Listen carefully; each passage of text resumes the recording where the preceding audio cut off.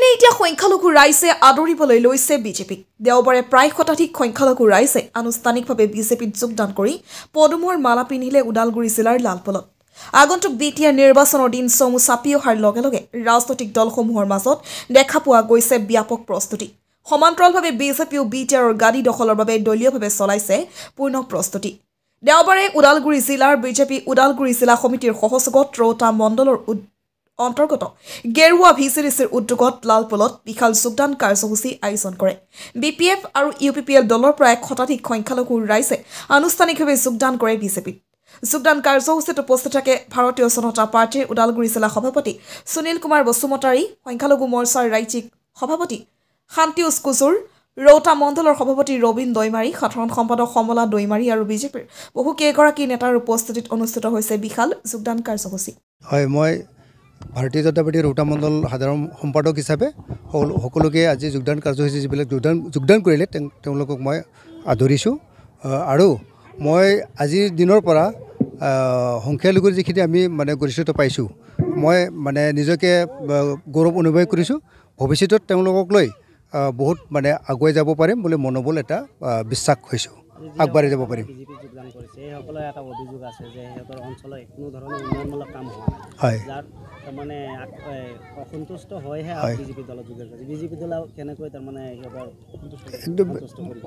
আমি এবাৰ আশ্বাস দিব পাৰোঁ, যিহেতু যদি এবাৰ আমি ক্ষমতাত আহোঁ, ভাৰতীয় জনতা পাৰ্টি যদি BTCত ক্ষমতাত আহোঁ, তেতিয়াহ'লে আমি সংখ্যালঘু বুলি ক্লাছিফাই নকৰোঁ।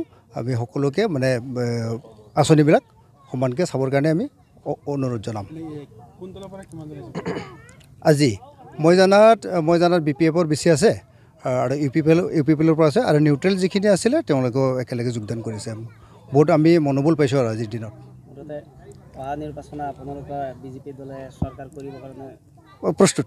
প্ৰস্তুত হৈ আছে, একেবাৰে প্ৰস্তুত। আমি ৰৌতা মণ্ডল হিচাপে আমি প্ৰস্তুত। আমি এইবাৰ ভাৰতীয় জনতা পাৰ্টীৰ পৰা আমি জিকাই এজন প্ৰতিনিধি পঠিয়াই দিম বিজেপিৰ পৰা। এনে ওপৰৰ নিৰ্দেশ মতে কাৰো লগত আমাৰ দল এলায়েন্স নহ'ব, মিত্ৰতা নাথাকে। গতিকে আমি নিজাববীয়াকৈ আমি প্ৰস্তুত চলি আছে আৰু আগুৱাই যাব পাৰিম বুলি মোৰ নিজৰ বিশ্বাস। বিৰোধী দলে ক'ব বিচাৰে যে যদি বিজেপি দলে BTCত যদি চৰকাৰ গঠন কৰে, হয়, তেতিয়াহ'লে BTC যি উন্নয়নমূলক কাম সেইবিলাক স্থবিৰ কৰিব, দিল্লীৰ পৰাহে পৰিচালনা কৰিব। সেইটো তেওঁলোকে এইটো মানুহৰ কোনো ধৰণৰ পাৱাৰ নাথাকিব বুলি সিহঁতে ক'ব বিচাৰে। নাই, তেওঁলোকেতো আবুল তাবুল বকি আছে, যিহেতু এতিয়া পাৱাৰত নাই। আৰু বিজেপিয়ে নিজাববীয়াকৈ এটা ডিচিপ্লিন আছে, সেই ডিচিপ্লিন মতে কাম কৰি যাব। সকলোকে জাতি ধৰ্ম নিৰ্বিচাৰে তেওঁলোকে সকলোকে চাই। আৰু আমি বিশ্বাস আছে যে বিজেপি দল আহিলে সকলোকে মান মৰ্যাদা দি চৰকাৰখন আগবঢ়াই ল'ব বুলি মোৰ দৃঢ় বিশ্বাস। আমি যিমান দূৰ দেখা পাইছোঁ যে সংখ্যালঘু মুছলমান মানুহখিনিও বিজেপিক আঁকোৱালি লৈছে, যাৰ কাৰণে তাৰ উদাহৰণ ৰকিবুলৰ সন্তানক হেৰুৱালে। কিন্তু আপোনালোকৰ মুখ্যমন্ত্ৰী ডাঙৰীয়াই কিছুমান কথা আৱেগিকভাৱে কৈ দেখা যায়, সাম্প্ৰদায়িক কিছুমান কথা। এই ক্ষেত্ৰত আপুনি তো তেনেকুৱা ক'লেও কিন্তু যিটো বাস্তৱত কৰে, বাস্তৱত যিখিনি ৰূপায়ণ কৰে, সেইটো মই দেখা যোৱা নাই। যিহেতু কেতিয়াবা ক'ব লগাখিনি ভুলত কৈ দিয়ে, কিন্তু হয়, কিন্তু বাস্তৱত মই তেনেকুৱা ইমান হ'ব বুলি ভবা নাই। আৰু ৰাজনীতি কৰিবলৈ হ'লে ক'ব লাগিবই। হয়, হয়, হয়, হয়, হয়। কি ক'ব, যিহেতু আপোনালোকে এতিয়া মাইনৰিটি এলেকাত যিহেতু আগন্তুক যোৱা বছৰ এইটো আজিৰ দিনটো আমাৰ কাৰণে অতি আনন্দৰ দিন।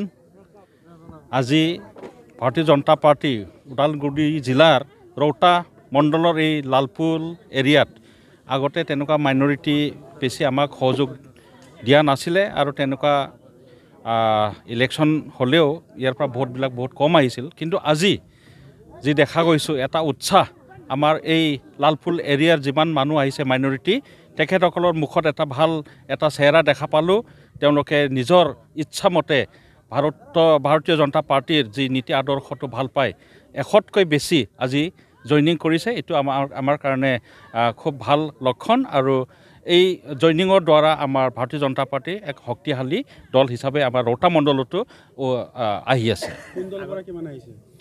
আমাৰ এতিয়া বিভিন্ন দলৰ পৰা আহিছে এইটো মোৰ তাত ৰিপৰ্টটো আহিব আমাৰ কিছুমান হয়তো BPFৰ পৰা আহিছে কিছুমান কংগ্ৰেছৰ পৰা আহিছে এইটো আমি পিছত চাম কিন্তু বিভিন্ন দলৰ পৰা কিছুমান দলতো নাছিলে সেই তেনেকুৱা আমাৰ ব্যক্তি ইয়াত আজি আহি পাইছে গতিকে আৰু জইনিং কৰিব তেনেকুৱা আমাৰ এনেকুৱা খবৰটো আহিছে গতিকে কোন দলৰ পৰা আহিছে এতিয়ালৈকে মোৰ এই খবৰটো এতিয়ালৈকে অহা নাই কিন্তু BPF আৰু কংগ্ৰেছ সেই দুটা দলৰ পৰা অহা যেন মই পাইছোঁ আৰু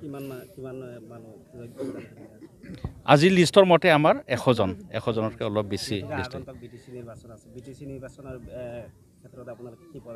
BTC নিৰ্বাচনটো আমাৰ যিহেতু আমাৰ মুখ্যমন্ত্ৰী ডাঙৰীয়া ডক্টৰ হিমন্ত বিশ্ব শৰ্মা ডাঙৰীয়াই কেইমাহমান আগতে সকলোকে স্পষ্ট কৰি দিছে যে এইবাৰ আমাৰ ইয়াত সকলো সিটতে MCLA যিহেতু 40টা সিট আছে 40টাটো আমাৰ কেণ্ডিডেটটো এইবাৰ দিব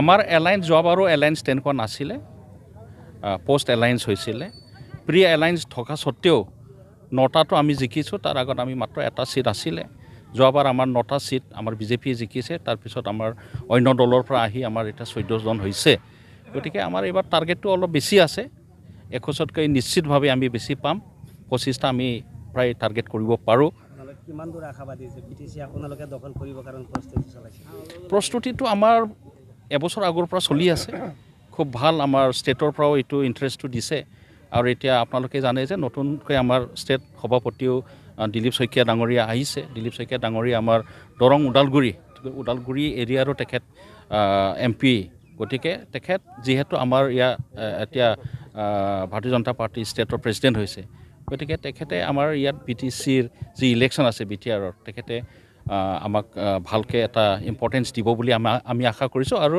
তাৰ ৰিজাল্ট মতে আমি খুব ভাল এটা ৰিজাল্ট পাম বুলি অন্তত ওদালগুৰি জিলাৰ তৰফৰ পৰা মই ক'ব পাৰোঁ 10টাৰ ভিতৰত আমি 10টা আমি ফাইট দিম তাৰো আৰু ভাল ৰিজাল্ট আহিব বুলি মই আশা কৰিছোঁ আপোনালোকে চৰকাৰ দখল কৰা তাৰমানে অগ্ৰগতি লাভ কৰে তেতিয়াহ'লে আপোনালোকৰ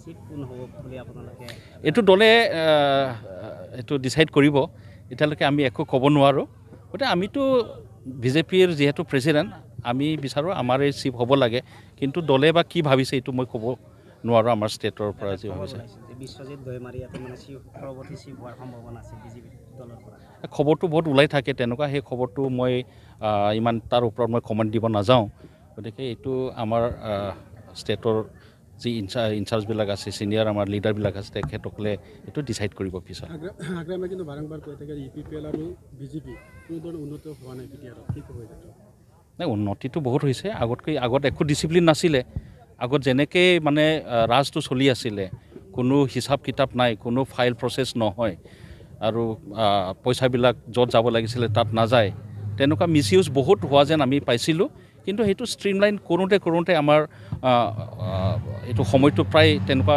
ছিষ্টেম কৰোঁতে গৈছে এতিয়া আমি দেখা পাইছোঁ যি ক্ষেত্ৰত আমাৰ ডেভেলপ হ'ব লাগে সেইটো ফ'কাছ এটা হৈছে এতিয়া এডুকেশ্যন ডিপাৰ্টমেণ্টতো এডুকেশ্যনত যেনেকৈ আমাৰ ছিষ্টেমেটিক যাব লাগে ভৱিষ্যতটো চাই পেলাই আমাৰ ACS IAS UPSC বা অন্যান্য এক্সামছ এইবিলাকত আমাৰ কোচিংবিলাক হৈ আছে আৰু ৰিজাল্টটো এতিয়া আহিছে ঠিক তেনেদৰে আমাৰ এগ্ৰিকালচাৰ ডিপাৰ্টমেণ্ট আৰু হেল্থ ডিপাৰ্টমেণ্ট এইবিলাকত লাহে লাহে ষ্ট্ৰীমলাইনটো আগতকৈ বেছি চলি আহিছে আমাৰ ভিজন এতিয়া ডকুমেণ্ট এটা ওলাইছে এই ভিজন ডকুমেণ্ট মতে যদি ইমপ্লিমেণ্ট হয় আমাৰ ছিষ্টেমেটিক ৱে আমাৰ উন্নতিৰ পথত যাব বুলি আমি আশা কৰিছোঁ বিজেপিত যেনেকৈ দেখা গৈছে সংখ্যালঘু মানুহখিনি তাৰমানে দলে যোগদান কৰিছে কিন্তু বিজেপি সাম্প্ৰদায়িক দল বুলি কংগ্ৰেছৰ দৰে অন্যান্য দলবিলাক এইটো আগৰ পৰা এইটো লেবেল লগাই আহিছিলে যে বিজেপি এটা সাম্প্ৰদায়িক দল বুলি আমি যিমান চেষ্টা কৰি আছোঁ যেনেকৈ শ্লোগানটো আছে সবকা সাথ সবকা বিকাশ সেইমতে আমি সব ষ্টেটতে কোনো কাকো ডিছক্ৰিমিনেট নকৰাকৈ আমাৰ উন্নতি হৈ আছে গুজৰাটত যেনেকৈ আমাৰ বাৰে বিজেপিটোৱে জিকি আহে গুজৰাটত মেক্সিমাম মুছলিম ভোটাৰো আছে মুছলিম ভোটাৰবিলাকে প্ৰায় বিজেপিক দি পেলাই আমাৰ নৰেন্দ্ৰ মোদীজীক জিকাই আহি আছিলে ঠিক তেনেদৰে বিভিন্ন ষ্টেটত আমাৰ পাৰফৰ্মেঞ্চটো মাইনৰিটি মৰ্চাৰ লগতো মাইনৰিটি মানুহবিলাকৰ লগতো আমাৰ আছে ছাপৰ্টটো গতিকে ইয়াত অলপমান দেৰি হয় বুজিবৰ কাৰণে এতিয়া লাহে লাহে নৰ্থ ইষ্টত বুজিবলৈ আৰম্ভ হৈছে আৰু আগত 0ৰ পৰা এতিয়া লাহে লাহে সংখ্যাটো বাঢ়ি গৈ আছে বিশ্বাস কৰিবৰ কাৰণে বিশ্বাস হ'বৰ কাৰণে সময় লয় কিন্তু এতিয়া লাহে লাহে মই ভাবোঁ যে মাইনৰিটিবিলাকো আমাক বিশ্বাস লৈ পেলাই আমাৰ লগত ছাপোৰ্টত আহিব। ধন্যবাদ।